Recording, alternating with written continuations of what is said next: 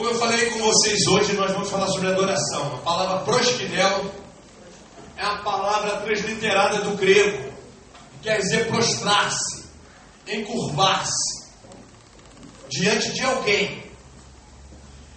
Essa palavra, enquanto eu escrevi, enquanto eu estudava a semana toda, mexeu muito comigo. Eu fiquei muito tocado e mexido com essa palavra que eu vou trazer aqui hoje.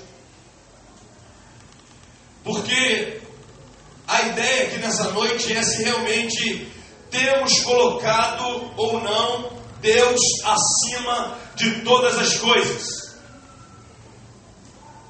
Porque Deus sempre está, independente de eu colocar Deus acima de todas as coisas, Deus sempre está acima de todas as coisas. Como eu dizia aqui hoje, nós podemos relativizar qualquer coisa e colocar até no lugar de Deus, mas Deus sempre estará no topo da pirâmide de prioridades.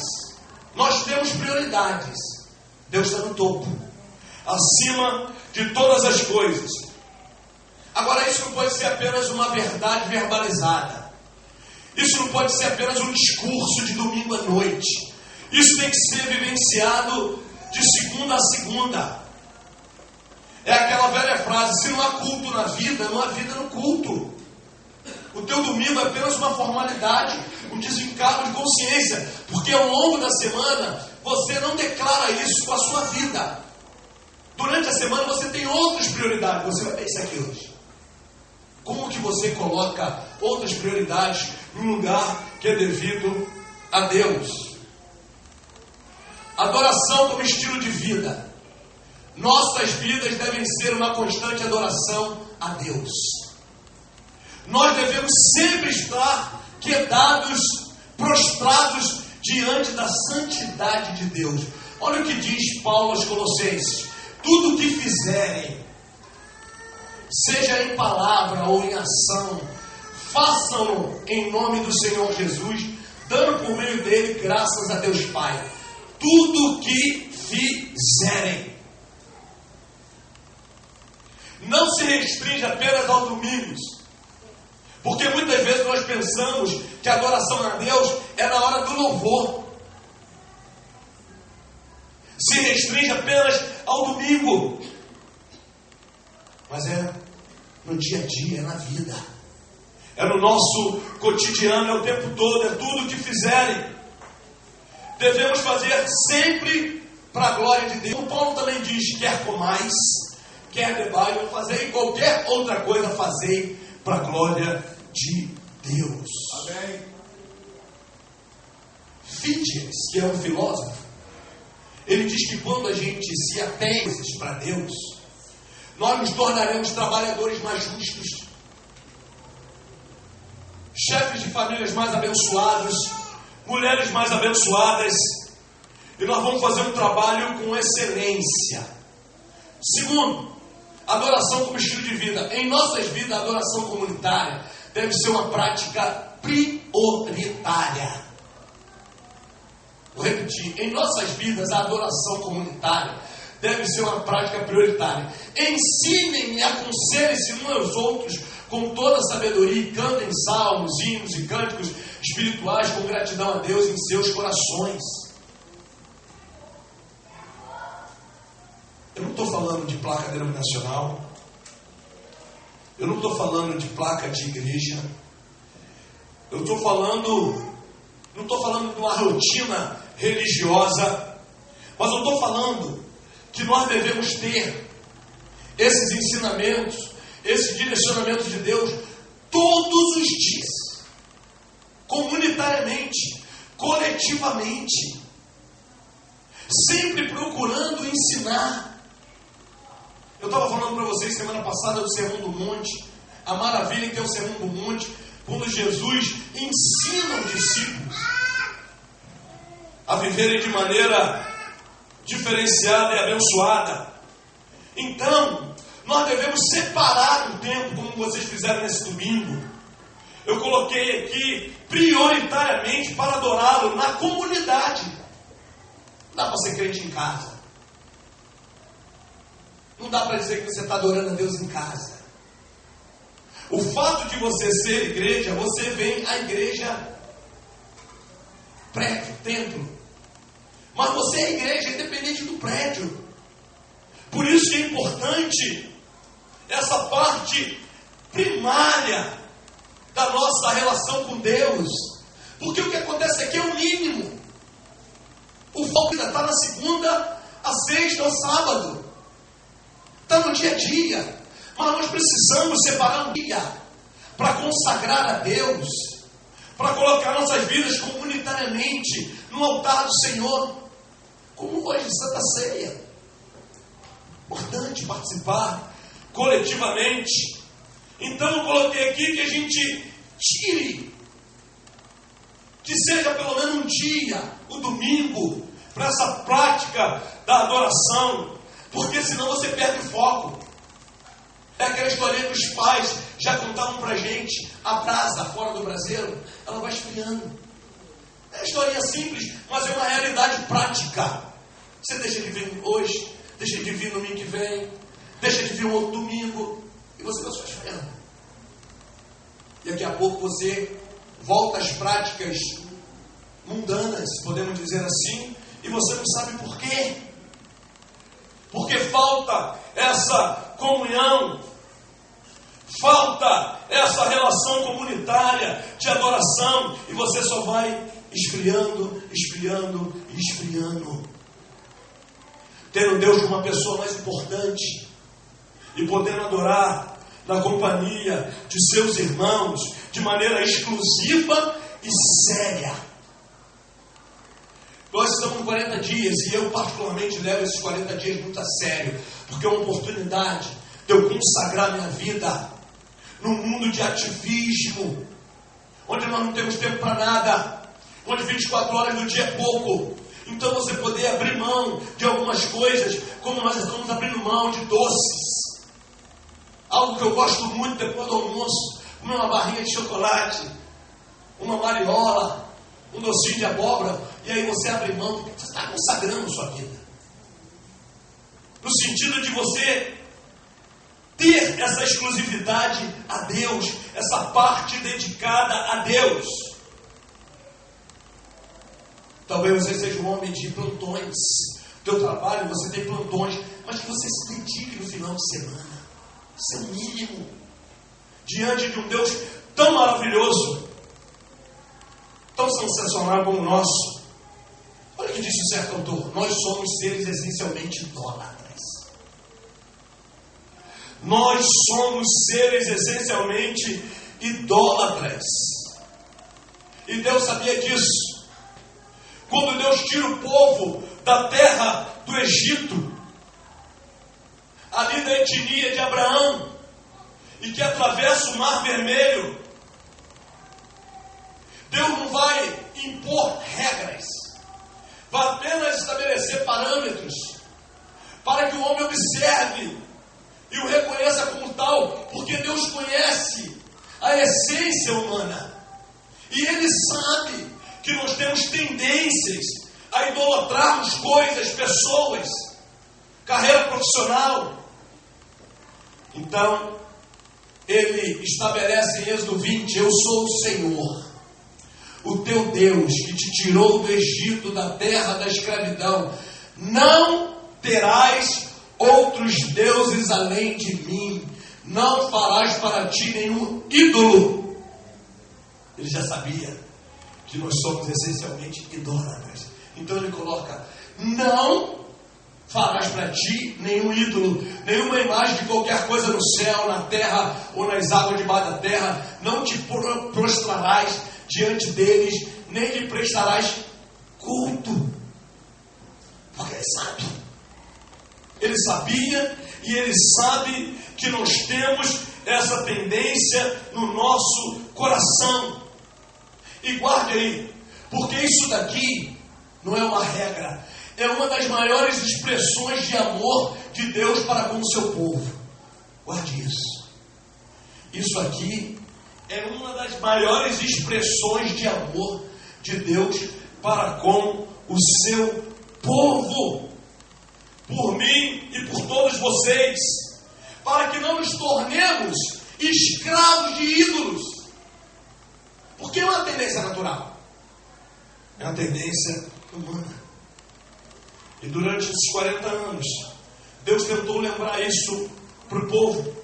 Em Deuteronômio capítulo 6, no verso 4 e 5, ouça, ó Israel, o Senhor nosso Deus é o único Senhor. Ame o Senhor, presta atenção, ame o Senhor, o seu Deus, de todo o seu, de toda a sua alma e de todas as suas forças. Olha só a profundidade, irmãos. Para pensar. Ele está usando Moisés para que o povo lembre disso. Para isso, Israel, não se perca, Israel, em meio aos ídolos, em meio aos panteões, em meio às prateleiras lotadas. Israel, ouça, Israel, o Senhor nosso Deus é o único, não tem outro. Qualquer outro Deus é relativizado, não há outro Deus. Ame o Senhor, o seu Deus, de todo o seu coração, de toda a sua alma, de todas as suas forças. Agora vamos ser honestos. Seja sincero no teu coração. Isso é uma realidade na tua vida? Isso é a causa primeira na tua vida ou é a causa última na tua vida? Quando aperta o sapato, você se lembra que você tem um Deus que te ama, que você o ama. E Ele faz isso para a gente não tropeçar nas trevas, porque Ele sabe que nós somos seres essencialmente idólatras. Idólatras. Então Ele traz isso para a nossa reflexão. Só Deus pode nos amar incondicionalmente. Nem tua esposa te ama incondicionalmente, nem teu marido te ama incondicionalmente, nem teus pais te amam incondicionalmente, nem teus filhos te amam incondicionalmente. Só Deus te ama incondicionalmente. Só Deus. Mas ninguém.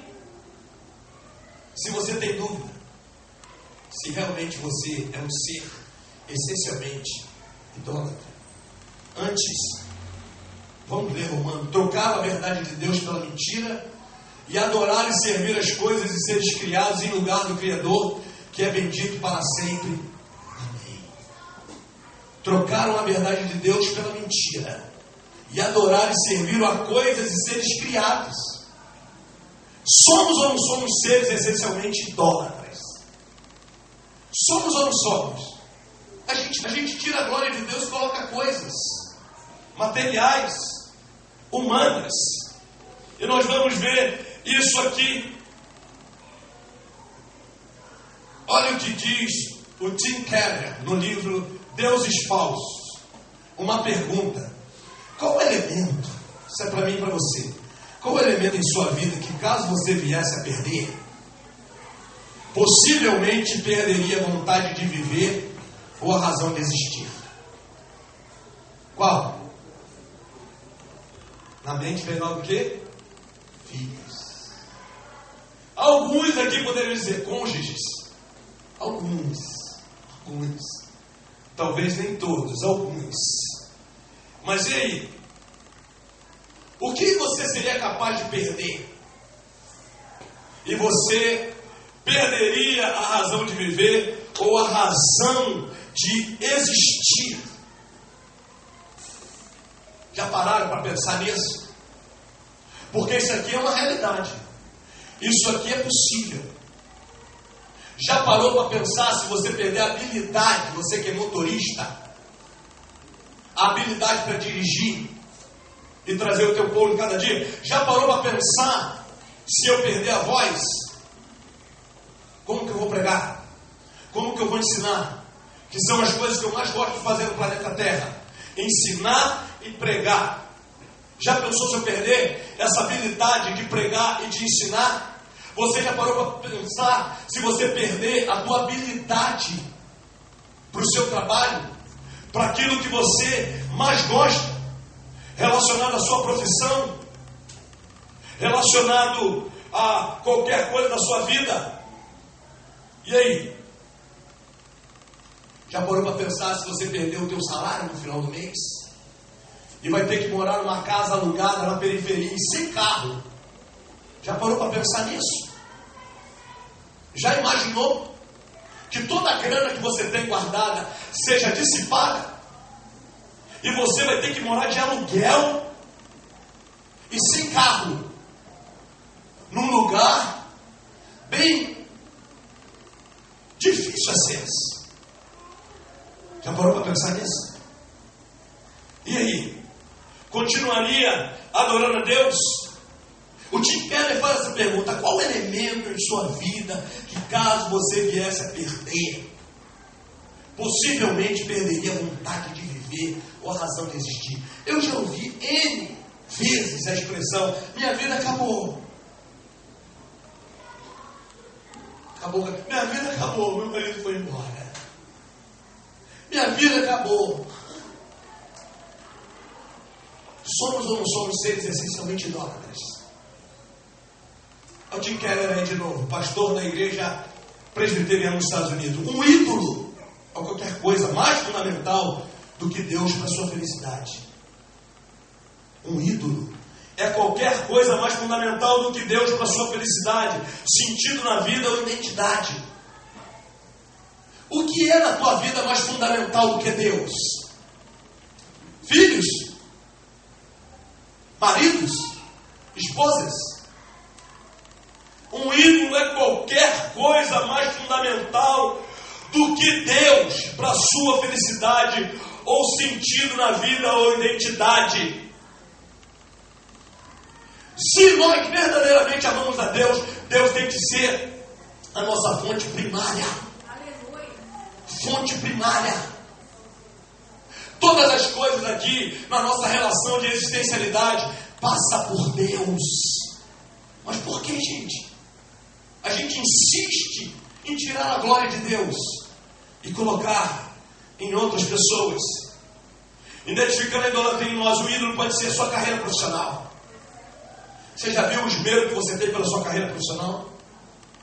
Já pensou se toda a dedicação profissional que você tem fosse canalizada para as coisas de Deus, para a tua adoração a Deus? Sua segurança financeira. Lembra daquele homem lá em Lucas? Alma, come, bebe, dorme. Os celeiros já estão lotados. Louco! Louco! Hoje mesmo pedirão conta da sua alma, o que tens para dar. Gente, irmãos, essa crise não é de toda ruim, não. Eu estou vendo muita gente que andava de nariz em pé, empresário dessa cidade, estão quebrados. Igual hoje nós ouvimos um testemunho do Mário Jorge, falando de um senhor ali na Pelinca, que está adorando a Deus. A tua segurança é financeira, a sua aparência física, o teu corpo esguio, esbelto, a sua reputação, a sua autoimagem, o seu poder político. Não estou falando de política partidária de Brasília, mas de você chegar amanhã lá na tua empresa e dizer assim: João, José, por favor. O que, senhor? Quero café, tem que ser quente. Fala agora. Poder político, de relacionamento. Já pensou o quanto que a gente idolatra essas coisas? Carreira profissional, segurança financeira. Eu nem coloquei aqui família, porque tem famílias que ele chega assim, eu conheço, você também, que a minha família é tradicional, de anos, porque temos lá o brigadeiro, temos lá o coronel. E aí? São essas coisas que você está colocando a sua segurança. É por aí mesmo. São os seus filhos, na sua relação conjugal, no seu dinheiro, nos seus bens. É isso que tem acontecido.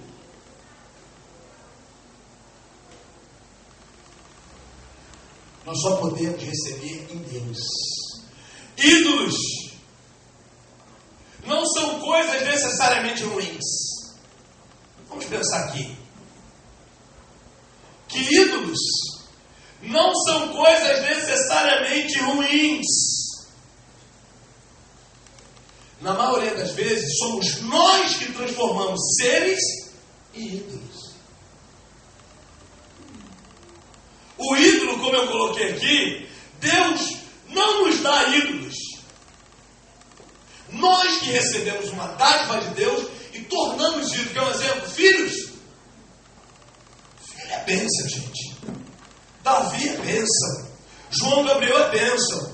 Paulo Roberto é bênção. Priscila é bênção. Nossos filhos são bênçãos. Mas nós os tornamos ídolos. E canalizamos toda a nossa devocionalidade, ao invés de ser para Deus, a eles. Aí Santo Agostinho tem uma interpretação seguinte de pecado. Ele não define pecado como comportamento ou uma atitude. Pecado é amor em desordem, o amor fora da ordem apropriada. Eu tiro o foco de Deus e ponho nos meus filhos. Isso é idolatria. Isso não é adoração a Deus. Os ídolos não são de todos ruins, mas nós o tornamos, porque ao recebermos essa dádiva de Deus, uma carreira profissional brilhante, uma família abençoada, termos o poder de gerenciamento, de liderar pessoas, que tem pastor arrogante. Eles não se consideram mais pastores, eles querem ser apóstolos agora. Eles querem ser bispos. E desculpe aqui, gente, mas ainda tem um povo que fica lá, babando os caras. Aí eu li uma entrevista de uma esposa de um apóstolo do Brasil, dizendo o seguinte: é um absurdo meu marido chegar e não ter ninguém para carregar a mala dele. Ele é um apóstolo. Ídolos que nós adoramos.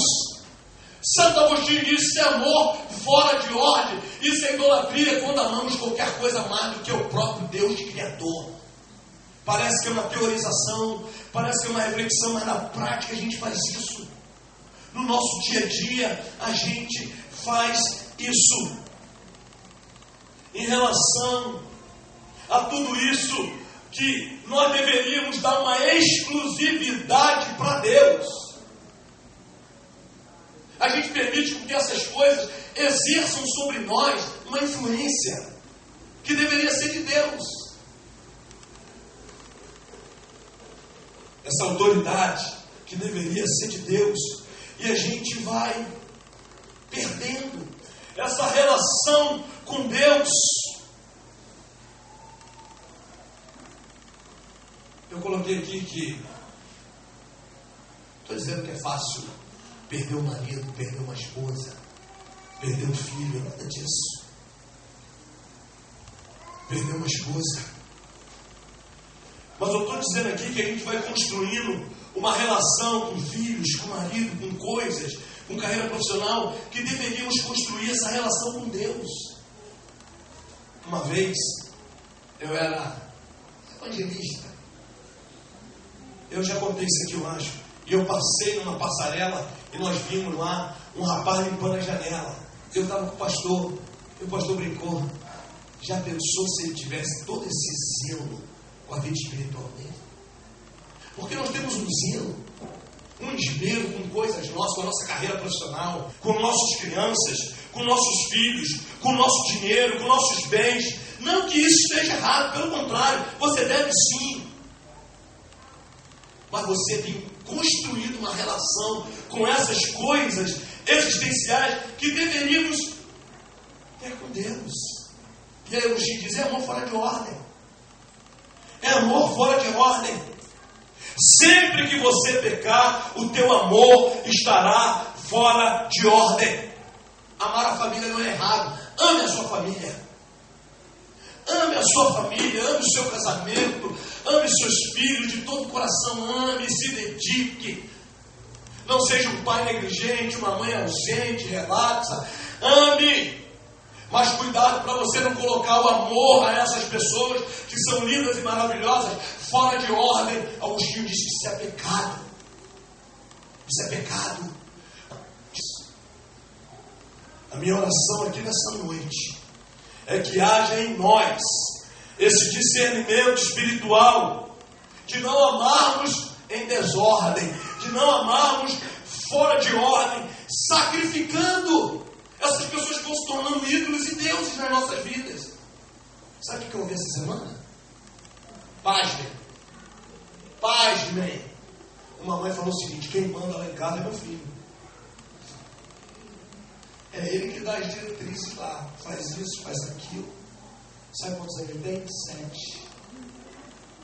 7 anos, ele que manda na casa. Se ele fala: mãe, eu não quero isso, a mãe faz. Ídolos que vão tirando o lugar da adoração a Deus. Como Deus Criador, nós vamos nos sacrificando. A gente critica o Deus Moloque na Bíblia, que sacrificava crianças e oferecia a deuses. Manassés ao Deus Moloque. Hoje nós sacrificamos crianças vivas a deuses. Nós sacrificamos crianças vivas. Agostinho diz: isso é amor fora de ordem. E adultério? Amor fora de ordem também. Porque uma vez que eu me uno a minha esposa, eu me torno uma carne só. Eu quero amá-la como eu me amo. A Bíblia diz que o meu corpo não mais me pertence, mas me pertence a ela. E quando eu acho que a minha amante, uma mulher, uma relação extra é mais interessante, eu estou colocando o meu amor fora de ordem. Eu estou pecando contra Deus. Eu estou amando mais a mim mesmo. Porque é um momento de prazer. Dar uma pulada de cerca. A grama do outro é mais verde. Eu estou amando a mim mesmo. Eu não estou tendo o mínimo de consideração daquela que deita comigo e que tem uma história comigo. Uma história com ele. Parou para pensar nisso? Que o teu amor pode estar fora de ordem. Eu não posso abrir mão dessa oportunidade. Sempre que aparecer uma oportunidade, eu tenho que aproveitar. Quando amamos qualquer coisa mais do que o Criador, isso é idolatria. Efeitos da idolatria em nossas vidas. A idolatria instala em nossas vidas a insegurança e o medo. A idolatria instala nas nossas vidas a insegurança e o medo. Você pode amar sua carreira profissional, você pode amar seu filho, você pode amar o dinheiro que você tem, mas não mais do que a Deus. Sabe por que insegurança? Porque a gente coloca essas coisas como prioridades. Às vezes a gente fica sem dormir por causa dos filhos, a gente fica sem dormir por causa da carreira profissional.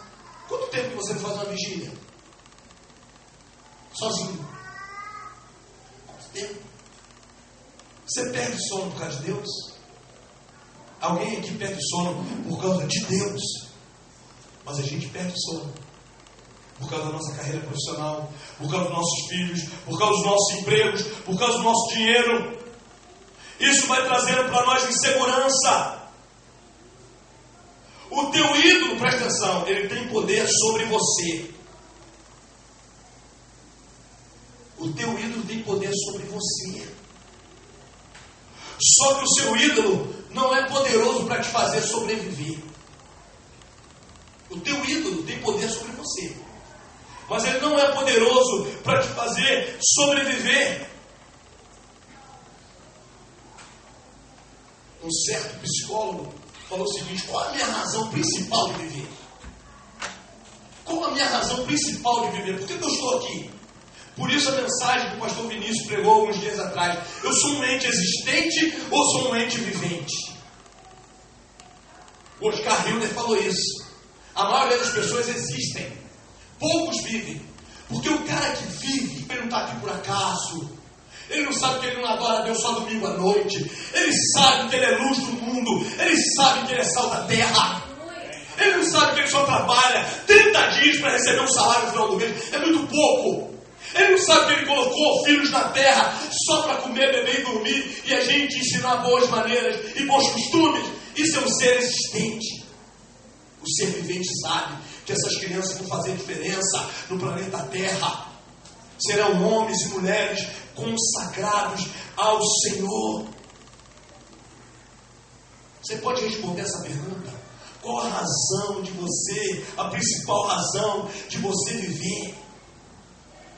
O pastor estava no enterro. Estou encerrando. O pastor estava no enterro. E lá pela madrugada ele faz uma pergunta. Gente, poxa, fulano tão bom, né? Morreu. O que será? Aí um falou assim, trabalhar e ganhar dinheiro. A outra falou assim, cuidar da minha família. Sabe como é que a gente pensa de maneira rasteira? Ninguém fala que nós nascemos para a glória de Deus, para a exaltação do nome do Senhor. Passemos uma bênção nas suas mãos. Já parou para pensar nisso? Que você não está aqui por acaso, que você não é um aborto da natureza, que você é boca de Deus na terra, num mundo pecaminoso, de gente egoísta, de gente ególatra, de pessoas individualistas e mesquinhas, ensimesmadas, cada um preocupado com o seu quinhão, com o seu espaçozinho geográfico. Eu sou encantado com Médicos Sem Fronteiras, eu sou encantado com aqueles caras que abrem mão de uma carreira profissional, de ganhar muito dinheiro, para ir lá para aqueles países miseráveis, com aquela doença que nem se fala mais, ebola. Eles vão para lá, talvez até vítimas de terrorismo. O que você é capaz de abrir mão nessa noite? A idolatria nos conduz à escravidão e à morte. É mais ou menos por aí. Porque Deus sabe, e Deus sabia, que nós somos seres essencialmente idólatras. Mas eu quero te dizer uma coisa: o teu ídolo vai te comer vivo. Presta atenção nisso. O teu ídolo vai te comer vivo. O pastor Ricardo Gondim estava ouvindo me pregar um dia e falou o seguinte: ele é maratonista. Aí ele estava correndo nas mediações ali do Morumbi, e quando ele para, ele vê uma barraca de adolescentes, ele para. Falou, vai ter algum show aqui essa semana? Aí o Joy falou assim, vai ter um show. Aí falaram lá no nome do grupo. Só que isso vai ser daqui a 2 meses. Mas nós já estamos guardando lugar. 2 meses eles já estavam guardando. E ele parou e pensou, meu Deus, olha a devocionalidade desses jovens. Eles, a ponto de fazer com que eles acampem aqui 2 meses antes para garantir o ingresso. E ele falou, na medida que ele ia correndo, o Senhor falando com ele. A gente presta essa adoração a Deus, gente. A gente chega atrasado no culto. A gente não tem horário. A gente trata as coisas de Deus com desdém. Como diz o profeta Jeremias, com relaxamento. A nossa relação com Deus, a gente tem essa preocupação, agora não, né, que o pai quebrou, mas até antes da quebra do consumir exacerbado. A gente tem essa disponibilidade para Deus. A gente cuida do nosso corpo e devemos cuidar porque é saúde. Mas a gente tem todo esse cuidado com a nossa vida espiritual, pessoalmente falando. Eu queria que você saísse daqui hoje pensando se nós somos ou não somos seres essencialmente idólatras. Se nós estamos adorando Deus como o único e suficiente Salvador, diante de todos aqueles textos que eu li do Velho Testamento e também do Novo Testamento de Romanos. Poderia percorrer João capítulo 4, mas finalizando nessa noite, refletindo e colocando em prática, identifique os deuses do seu coração que tem sabotado a confiança plena no Evangelho. Identifique esses ídolos que não podem ser maiores do que Deus. E lembrem, os ídolos não são de todos ruins. Lembrem, não saiam daqui dizendo, o pastor falou que meu filho é um ídolo. Você que o faz ídolo e que adora mais que a Deus. Você que faz da sua carreira ídolo e adora mais que a Deus. Porque filho é bênção. Essas fofuras aqui, dá vontade de ficar apertando a bochechinha, mordendo, né? Mas nós os tornamos ídolos. Identifique. Porque isso tem sabotado o Evangelho. Eu vejo freio de mão puxado, gente de talento, gente de potencial, gente que poderia estar lá na frente. Travado, travada, preso, a ídolos. Que nessa noite a minha oração é que você recoloque Deus no centro do seu coração. A música que nós vamos terminar aqui. Toma o teu lugar, Senhor. Toma o teu lugar. E a partir dele, reorganize seu amor pelas demais coisas. Eu ensino direto. Se tem uma coisa, você vai lá no CEPEC e pergunta às crianças. Eu faço uma cruz e falo: a nossa relação de verticalidade tem que desembocar numa relação de horizontalidade. Se eu estou reorganizado na minha relação com Deus, aqui as coisas vão se tornando mais fáceis. Buscaria em primeiro lugar o reino de Deus e a sua justiça, e todas as coisas vos serão acrescentadas. Deus é prioridade, irmãos. Exercite a adoração a Deus através de momentos dedicados em sua agenda de forma exclusiva. Pastor, eu sou um homem assoberbado. Eu sou uma mulher de demandas. Domingo. Consagre tua vida. É um aniversário. É um caso. Se não tiver aniversário, pastor, pode contar comigo. Se não tiver um casamento, pastor, pode contar comigo. Se não tiver jogo do meu Mengão, que perdeu hoje, eu não estou mais com esse problema de idolatria. Porque o meu não passa mais domingo. Então domingo eu estou bem. Domingo eu estou muito bem. Vocês ainda sofrem esse problema, eu não sofro mais. Mas se não tiver jogo do meu Mengão, se o jogo for 6:30, não conte comigo. Deus, meu Deus, amor fora de ordem. Amor fora de ordem. Exercite a adoração a Deus através de momentos dedicados em sua agenda de forma exclusiva. Uma pessoa saiu daqui falando o seguinte: ele lá só abriu por hora. Tem trabalho segunda, terça, quarta, sexta. Não dá para mim não. Eu não tenho obrigatoriedade de estar aqui segunda, terça, quarta. Vê o culto que você se adequa mais, os trabalhos que você se adequa mais. Eu sou até contra isso. Mas que é a nossa agenda.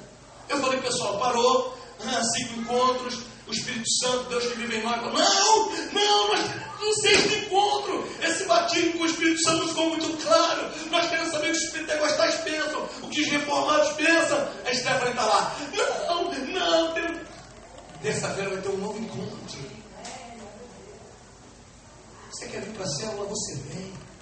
Você quer sair para a visita com a gente, você sai. Você quer ir ao monte, você vai.